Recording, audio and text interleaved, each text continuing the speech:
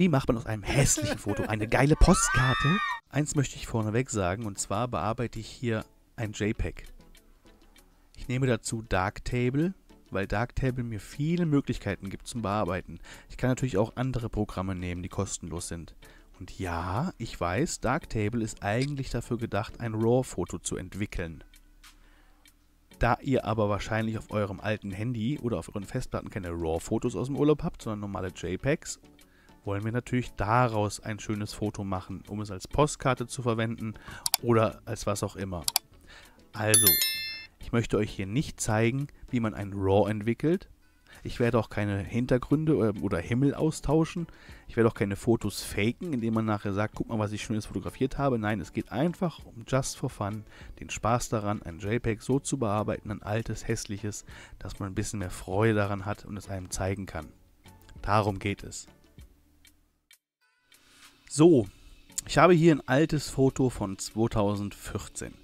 Und zwar wurde das, wenn man mal nachguckt, hier Bildinformationen, mit einem Nokia N97 gemacht. Ich weiß nicht warum, aber ist nun mal so. Jedenfalls, man sieht es auch am Ausschnitt, es ist ein 4:3 Format. Ja, von der Perspektive her ist es gar nicht mal so verkehrt.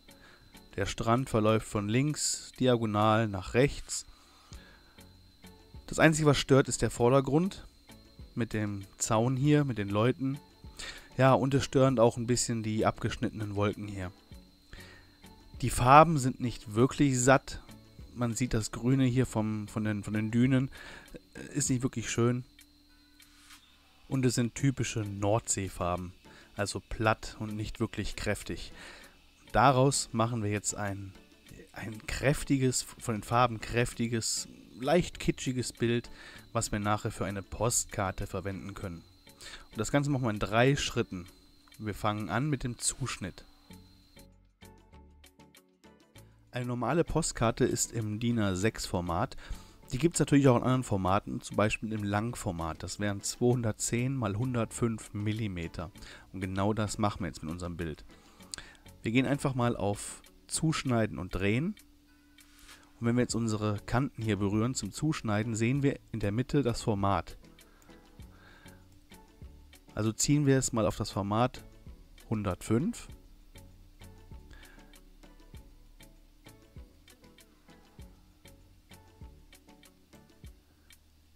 Und im Längsformat auf 210 mm.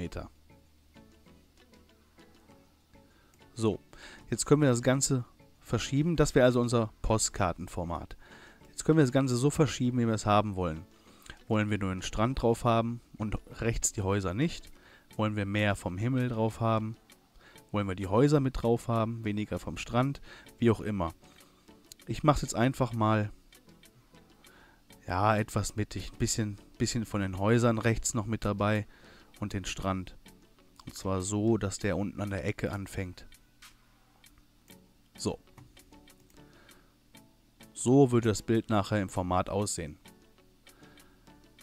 Jetzt kommt der nächste Schritt. Und zwar wollen wir jetzt die Farben ein bisschen rausarbeiten. Dazu blende ich erstmal die Belichtung ein und schaue, ja, hier ist was überbelichtet. Also machen wir bei den grundlegenden Anpassungen erstmal die Belichtung etwas runter. Wir wollen nicht, dass das Bild ausbrennt. Okay, wenn ich jetzt die Sättigung erhöhe, sehen wir schon, wie die Farben kräftiger werden. Wir machen aber nicht zu viel. Den Regler für Lebendigkeit auch ein bisschen hoch. So. Wir sehen jetzt, die Farben werden kräftiger, aber das Grün ist immer noch nicht wirklich schön. Deswegen werden wir uns jetzt nur um das Gras hier vorne kümmern. Und zwar gehen wir in die Farbbereiche und zeichnen uns eine Maske mit einem Pfad. Und diesen ziehen wir an dem Gras entlang, dass wir gleich nur das Gras bearbeiten. Darauf achten, diese dicke Linie hier, ja, alles was da drin ist, wird natürlich jetzt bearbeitet. Und außen die gestrichelte Linie ist der Übergang. Das heißt, je weiter ich diese Linie, die gestrichelte Linie, zum Beispiel nach hier oben ziehe, desto mehr Übergang wird hier nachher sein. Das heißt, wenn ich gleich die Farbe grün ändere, wird das bis hier rüber, bis zur gestrichelten Linie gehen. Das ist der feine Übergang. So ein Verlauf ist das. Deswegen darauf achten, dass die Linie direkt an der Graskante liegt. Sonst haben wir nämlich nachher den Strand auch noch grün. Das wollen wir nicht. So, ich werde jetzt, wie gesagt, die gestrichelte Linie ein bisschen runterlegen zu unserer Graskante. Okay. Jetzt werde ich mir einen Farbton aussuchen, und zwar grün. Da seht ihr schon, dass sich das Grün etwas ändert und wir werden die Sättigung etwas erhöhen von dem Grün. Jetzt klicke ich hier aber auch nochmal rein, dass ich wirklich nur das Grün bearbeite. Jetzt könnte ich die Helligkeit, wenn ich damit runtergehe, wird das Gras natürlich dunkler. Oder ich mache es heller, dann sieht es aber nicht mehr schön aus. Also ein bisschen dunkler. Okay, vielleicht noch ein bisschen mehr Sättigung und ein bisschen mehr den Farbton. Fertig. Das wäre jetzt die Ausarbeitung von der Farbe vom Grünen vorne. Okay. Als nächstes bauen wir uns einen kleinen Verlaufsfilter für den Himmel ein.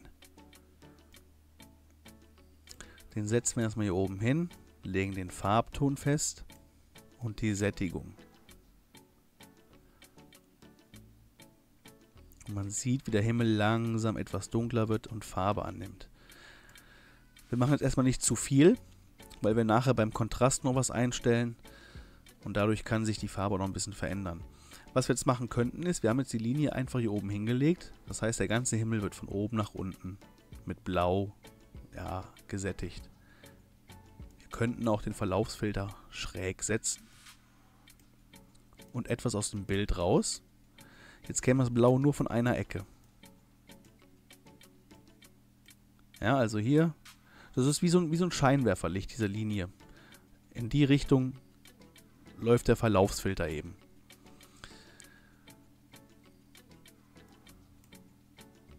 So, wenn wir jetzt die Dichte hier noch einstellen, also wenn ich den Regler Dichte bewege, dann wird das natürlich mehr. Sieht irgendwann unrealistisch aus und zu kitschig. Aber so ein bisschen blau kann schon sein. Okay. Ja, soviel zu den Farben erstmal. Dann machen wir jetzt den Kontrast. Letzter Schritt, Kontraste einstellen. Dazu werden wir einfach bei Normalkontrast den normalen Kontrast etwas erhöhen. So, wir schauen uns nochmal die Belichtung an, ob irgendwas unter- oder überbelichtet ist. Nein. Wir können jetzt auch nochmal die Sättigung ein bisschen erhöhen. Leicht ins Kitschige ziehen. Okay, fertig. So, das war es eigentlich schon. Mehr ist es nicht. Das speichern wir mal ab als Snapshot. Und dann schauen wir uns jetzt mal an das Original im Gegensatz zu dem, was wir jetzt gemacht haben. So, das war das Originalfoto. 4:3 Format. Hässliche Farben, hässlicher Vordergrund. Ja, eigentlich fast alles hässlich. Sowas kann man ja nicht verschicken als Postkarte. Und so sieht unser Endergebnis aus.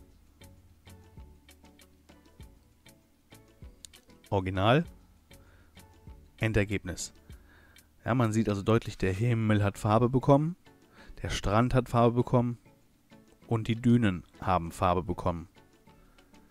Wir haben die Perspektive ein bisschen geändert, ein bisschen angepasst. Wir haben das Format angepasst und auf das Wesentliche beschränkt. So und so können wir es jetzt ausdrucken und als Postkarte verschicken.